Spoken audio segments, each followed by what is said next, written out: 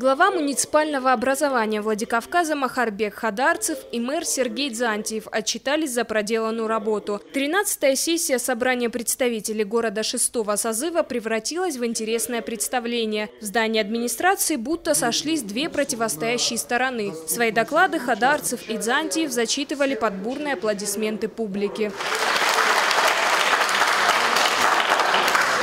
Глава муниципального образования начал свой отчет соглашения фактов. За 2014 год 6-м созывом собрания проведено 8 сессий и принято 48 нормативно-правовых актов. Рассмотрено 115 обращений граждан, в основном по вопросам благоустройства и жилищным проблемам. Но упор в своем выступлении Махарбек Хадарцев сделал на то, что не сделано. Например, ремонт в художественной школе имени Тавасиева в последний раз проводился около 60 лет назад, а городские власти дальше обещаний не продвинулись. Мы поднялись и мы видели небо, потому что крыша это в дырках.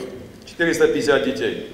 И вот последний раз эту школу ремонтировали в 1957 году. По мнению Хадарцева, бюджет расходуется неразумно. Подняли вопрос о финансировании футбольного клуба «Барс» – 30 миллионов рублей в год. Ровно столько же, сколько выделяется на целую федерацию вольной борьбы Северной Осетии. Директор школы не может сказать, сколько тренеров у него работает, сколько детей посещает этот футбольный клуб.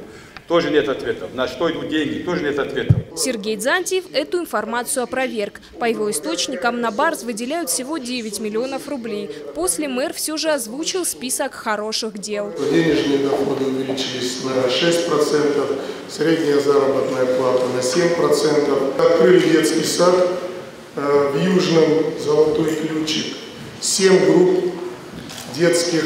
Открытие клиники глазных болезней, которая является, на мой взгляд, лучшим лечебным учреждением в республике. Освещение 15 участков улиц. Открытие китайской водной, которая была закрыта многие годы. Те слушатели, которым дали слово, отметили, у обоих спикеров отсутствует элемент самокритики. И даже сравнили их с памятником Пушкину на перекрестке улиц Кирова и Миллера. Говорят, они должны, как два вала, вместе вести город к процветанию.